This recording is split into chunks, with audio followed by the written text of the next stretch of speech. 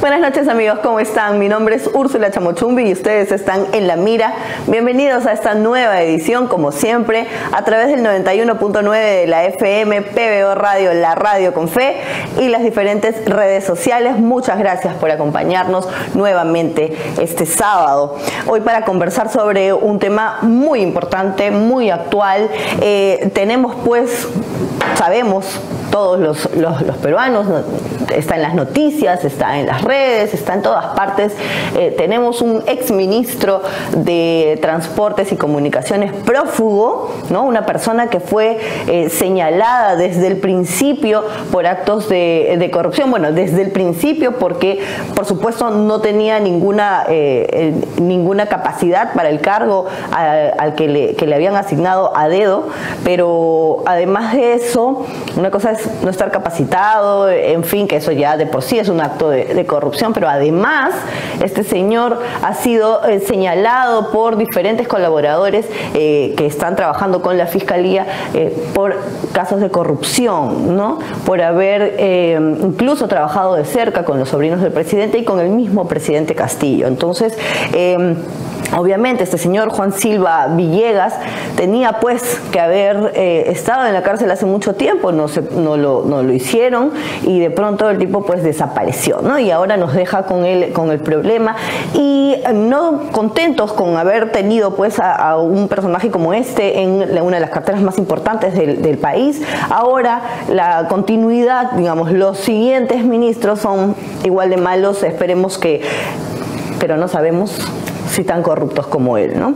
Lo que nos ha venido a contar nuestro invitado de hoy es francamente preocupante y nos advierte una vez más que la corrupción continúa en esta cartera del Estado. Tenemos a Carsten Konkol hoy día con nosotros, él es presidente de la Asociación Automotriz del Perú. ¿Cómo está, señor Konkol? ¿Qué tal, persona? ¿Qué tal? La Asociación Automotriz es el gremio responsable de facilitar la movilización en el país.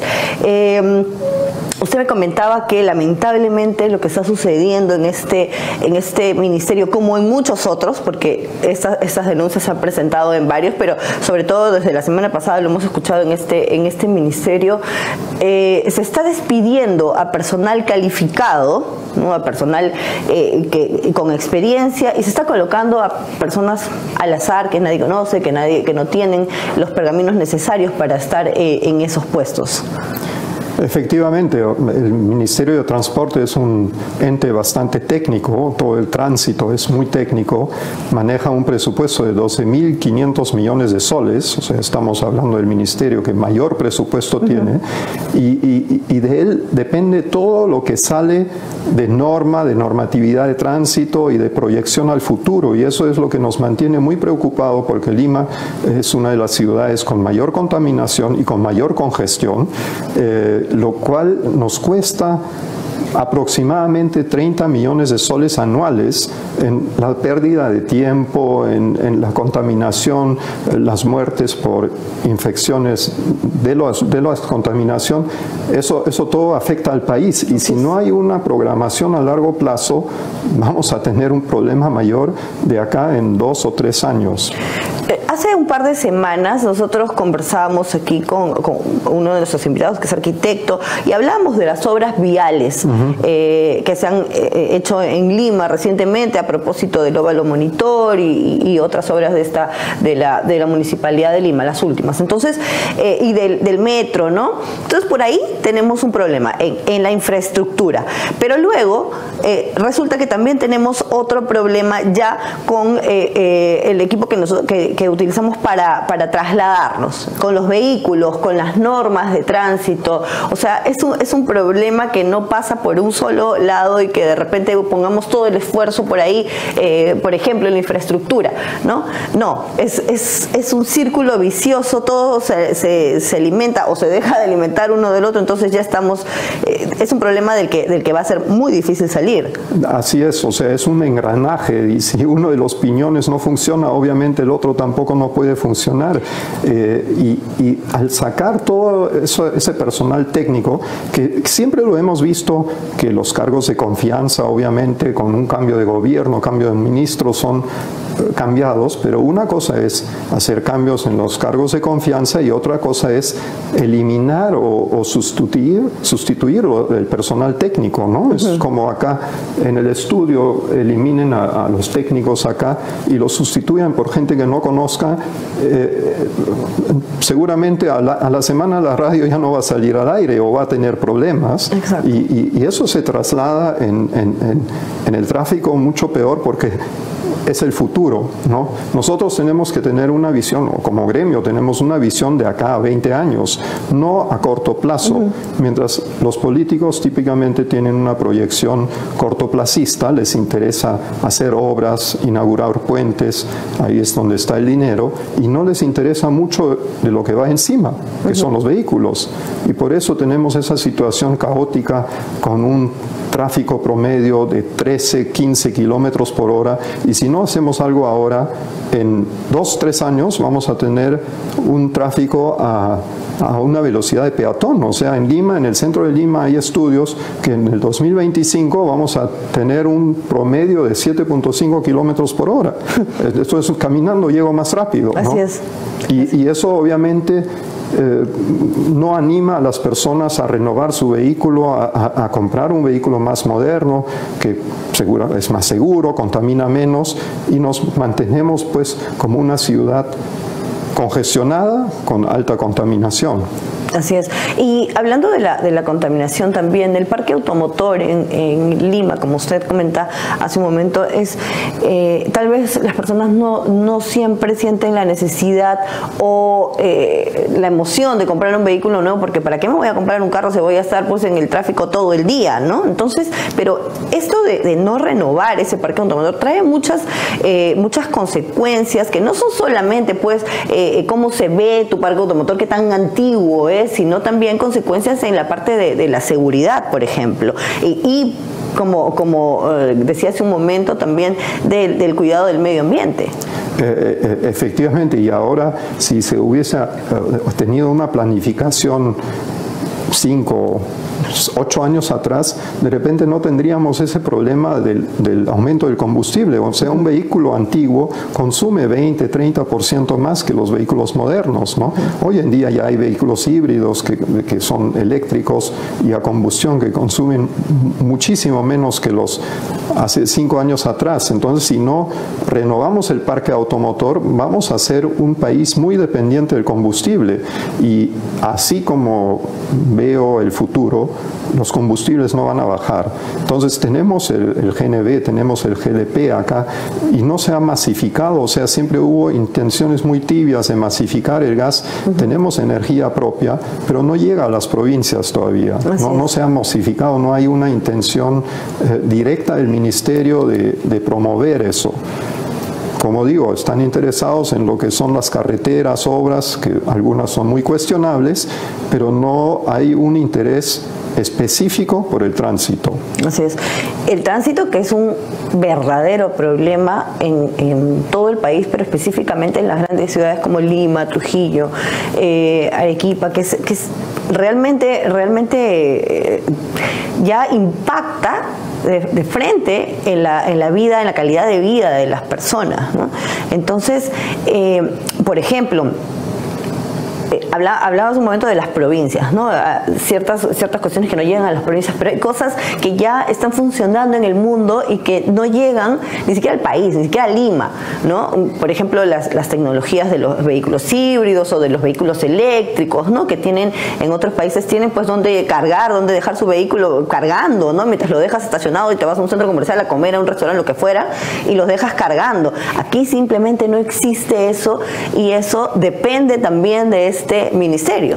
Definitivamente. Nosotros hemos presentado un Plan Nacional de Electromovilidad totalmente elaborado, hemos presentado tanto al Ministerio como al Congreso, pero para eso se requiere de una capacidad técnica que nosotros como gremio sí la tenemos. Tenemos especialistas en transporte, tenemos la parte legal, o sea, elaboramos muchas normas que entregamos al Ministerio, nos convocan a una mesa de trabajo, pero ahí queda, ¿no? Ahí, o sea, sea, y a la semana nos enteramos que al locutor lo han cambiado y ya el nuevo tiene que primero enterarse de lo que estamos proponiendo y queda ahí encarpetado generalmente por años, ¿no?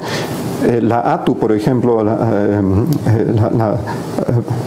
ATU que ahora el gobierno la está cuestionando, fue promovida por la Asociación Automotriz, ¿no? La Autoridad Única de Transporte, porque no es posible en una ciudad como Lima que cada municipalidad haga su propio reglamento, su propia ruta de transporte, y la ATU ayudó a organizar el transporte público, el transporte masivo, ¿no?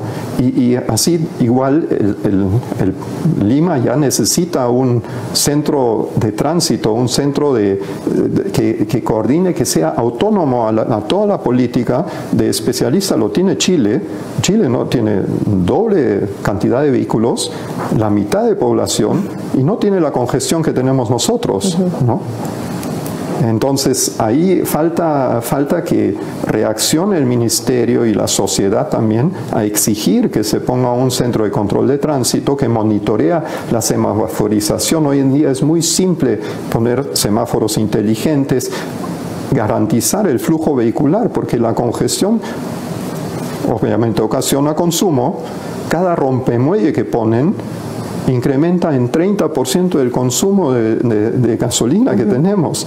Entonces, no tiene sentido interrumpir el flujo vehicular con rompemuelles, ¿no? Hay que sancionar al que va muy rápido, pero no pueden sancionar al 90% que se adecúa a la velocidad y poniendo un rompemuelle que malogra el carro, que lo hace consumir más, deteriora, como digo, el vehículo. Y peor para la ambulancia o los bomberos que tengan que llegar rápido a un lugar de siniestro, obstruye, o sea, se demora en el doble, ¿no? Exactamente. Con lo que nos comenta usted, por ejemplo, en su gremio, ustedes se encargan incluso de elaborar las normas, de elaborar proyectos, es decir, le hacen la tarea. Claro, por supuesto, es un gremio, es también parte de su trabajo, de su responsabilidad, pero le hacen un poco la tarea tanto al ministerio como al Congreso, más al ministerio porque es el ente técnico, se supone que debería ser, ¿no? Entonces, y le presentan proyectos, y el ministerio los revisa, pero no dice, sí, esto está bien o podemos arreglarlo y que salga así.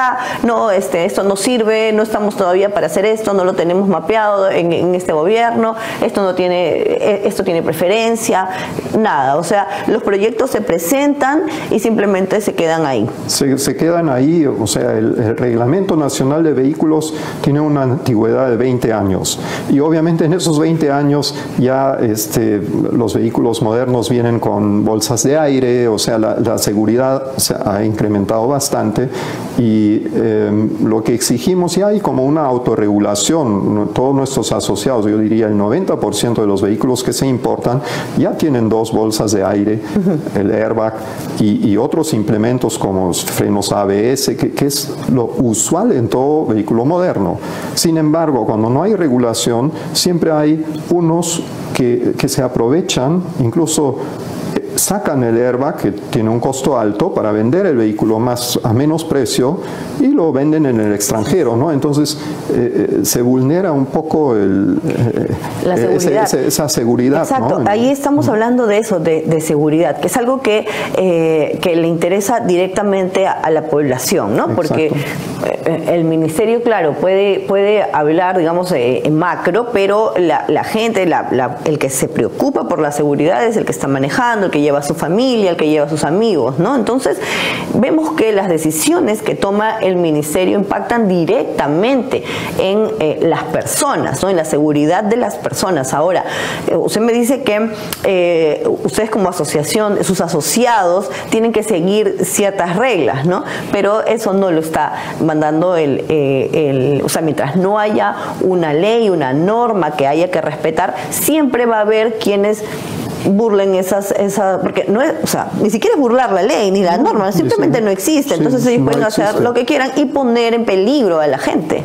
Exacto, o sea, no hay como una cierta autorregulación, porque nosotros nos fijamos mucho en el apoyo a la sociedad y lo que queremos es reducir la accidentabilidad, ¿no? Que Perú, como dije, es uno de los países con más muertos por tránsito por cada 100.000 habitantes. Eso se debe al parque automotor antiguo y a la ineficiencia de la revisión técnica también. Por ejemplo, la revisión técnica, hay que cambiar los manuales de interpretación de fallas. Actualmente un vehículo eléctrico va a tener dificultad, aunque esté perfecto, va a tener dificultad a pasar una revisión técnica porque todavía se controla emisiones, pero en un vehículo eléctrico no tiene emisiones.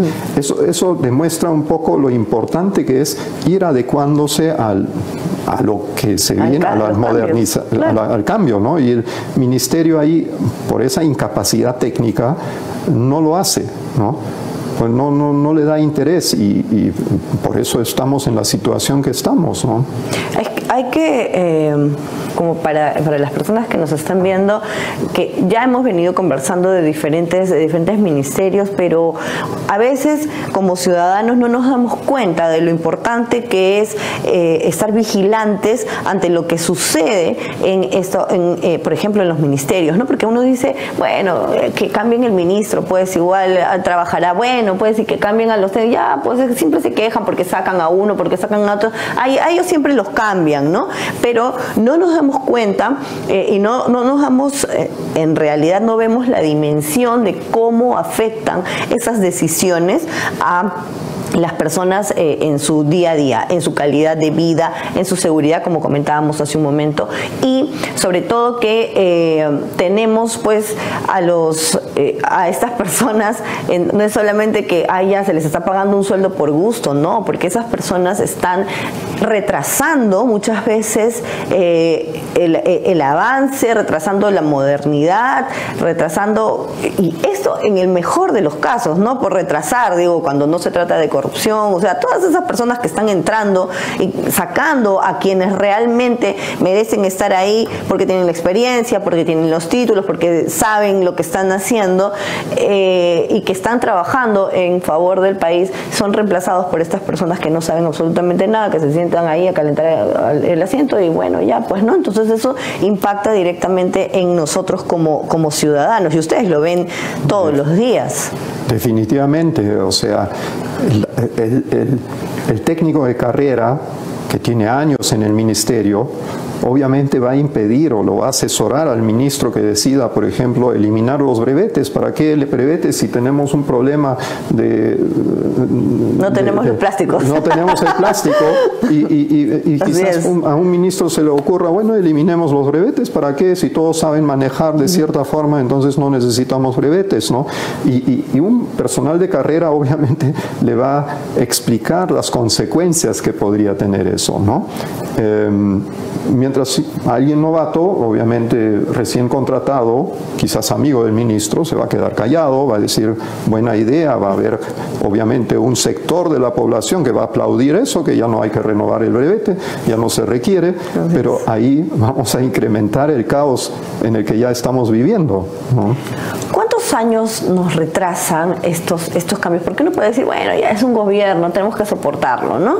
O es un año de ese ministerio, 6 meses, pero realmente ¿cuántos años nos retrasan estos cambios que no son poca cosa? Porque cuando uno despide a profesionales calificados, probablemente esos profesionales calificados puedan encontrar trabajo en entidades privadas, por ejemplo, ¿no? Entonces, no se van a quedar esperando pues que al siguiente ministro o el siguiente gobierno los llame nuevamente. Entonces, no es ahorita lo saco y ya solamente es problema de estos 6 meses. ¿Cuánto nos retrasa realmente cambios como estos en un ministerio como de transportes? Yo diría, actualmente estamos por lo menos 10 años atrás de lo que actualmente existe en nuestro país vecino Chile, ¿no? Chile tiene una Agencia Nacional de Tránsito que es autónoma, que elabora las normas y dictamina el rumbo a lo que tiene que ir el país, ¿no? Y a los requisitos mínimos los que deben tener los vehículos para poder importarlos. Y vemos que la educación vial también es totalmente otra en nuestro país vecino, ¿no? Entonces acá ya con el caos se ha implementado también una situación de anárquica o de anarquía acá entre los mismos conductores, ¿no? Un conductor amable que deja pasar al otro ya va a tener que esperar media hora porque va a tener que dejar, y en otros países es el sistema de cierre, ¿no? Deja entrar uno, avanza el siguiente, el otro deja entrar. Eso no existe acá, ¿no? Entonces se requiere de una educación vial, pero es promovida, esa anarquía es promovida por el mismo ministerio, por esa dejadez y esa ineptitud en reglamentar el tránsito. Todo lo que es pistas y todo, inauguran puentes, etcétera, pero no se ocupan de lo que va encima, ¿no? Claro que es mucho más importante, no mucho más importante, pero también es igual de importante porque, por ejemplo, los semáforos, ¿no? Que todos tienen que estar, ahora cada semáforo parece que funcionara por sí mismo, en lugar de, ya, vamos a ordenarlos todos y vamos a tratar de por ahí ayudar a que sea más rápida la movilidad, ¿no? Entonces, ese es un problema. Por ejemplo, los vehículos con sus emisiones contaminantes es otro problema, la seguridad es otro problema. Entonces, son una serie de cosas y lo que me parece más importante también la educación vial, ¿no? La educación vial, y de repente con eso podríamos bajar un poco este asunto de los accidentes de tránsito que realmente llama la atención, ¿no? El nivel en el que se encuentra el país. Saliéndonos un poco del tema, quería preguntarle ¿cómo ha golpeado en este caso o en las circunstancias que está viviendo el mundo al mercado de la importación de vehículos? ¿Se están importando lo suficiente? ¿Se está importando igual que a años anteriores o no? ¿O ya estamos...? Sorprendentemente se están importando, o sea, hubo una baja, se están importando, el año pasado se importaron 180.000 vehículos, ¿no? En los años anteriores hemos estado alrededor de 200.000, pero igual el Perú está a un nivel muy por debajo que nuestros países vecinos, ¿no? Eso en desmedro de la renovación del parque automotor, ¿no? O sea, la mayoría de las personas acá todavía decide quedarse con un vehículo antiguo, no se renueva con la frecuencia que es común debido a la situación que tenemos, ¿no? Entonces, ya la mayoría ni siquiera quiere salir en auto, o sea, o evita tener que ir a un lado. Esa virtualidad, el Zoom, todo eso eliminó a un montón de entrevistas o de reuniones y eso es lo que dice, ¿para qué voy a comprar un vehículo? ¿No? Y muchos han migrado a la moto. De hecho que la venta de motos se ha duplicado, ¿no? En época de pandemia y en el año pasado. Bueno, hay mucho más delivery, pero también las motos hay que reglamentarlas porque esos también empiezan a causar congestión. Y también es un problema de seguridad. Claro, y el brevete de moto en realidad es inexistente porque uno postula y creo que se lo dan pagando un dinero, no hay que pasar un examen, etcétera, ¿no? Es bien complicado eso. Entonces hay definitivamente muchísimos problemas que no solamente parten de la infraestructura, del parque automotor. Hay muchos problemas que están ligados a este ministerio que de por sí ya tenía un atraso y que con estos cambios y con la corrupción y con las personas que entran y que lamentablemente no tienen pues la capacidad de responder ante las necesidades de él, probablemente nos atrasemos más. Sí, o sea, es una mala noticia. El metro, la línea 2 del metro tiene creo que 8 años de atraso, ¿no? Entonces, eso se debe a la ineficiencia del ministerio, ¿no? Terrible. O sea, de hecho que los inversionistas quieren avanzar, pero si falta, no sé, o algunos cambios, y el ministerio no los hace, simplemente el proyecto queda ahí. Sí, ¿no? es el ministerio que se está demorando con las expropiaciones. Muy necesario para el país, ¿no? Entonces eso atrasa todo. Entonces, como digo, si no hay un cambio que haya cambios de ministro, etcétera, pero necesitamos personal de carrera que se queden pues ahí en el ministerio, aunque haya cambio de gobierno, de ministro. Estamos hablando de personal técnico. Exacto. O la creación, en lo que estamos insistiendo, la creación de una agencia nacional de tránsito, que sea autónoma, que sean ellos los que dictaminan los reglamentos, etcétera, ¿no? El Ministerio de Transporte está sobredimensionado, tiene comunicaciones, aeronáutica, la fluvial, el transporte, la construcción de carreteras. Es un monstruo, un elefante que no se puede manejar. Y esta es una solución, es una válvula de escape. Sí. Perfecto. Muchísimas gracias, señor Kunkel, por haber estado con nosotros esta noche. Amigos, no solamente se trata de lo que el gobierno hace, de lo que hacen los ministros, el presidente, no. También se trata de lo que nosotros hacemos y de lo que nosotros tenemos que exigir. No podemos ir por la vida quejándonos si no pedimos, pues, también si no exigimos que se cumplan lo que los políticos nos prometen, lo que las autoridades tienen que hacer. Ojo, no se trata solamente de promesas, se trata de lo que tienen que hacer, porque para eso han sido escogidos en determinados cargos. Muchísimas gracias por haber estado con nosotros esta noche. Yo los dejo hasta la próxima semana aquí en el 91.9 de la FM, PBO Radio, la radio con fe. Nos vemos.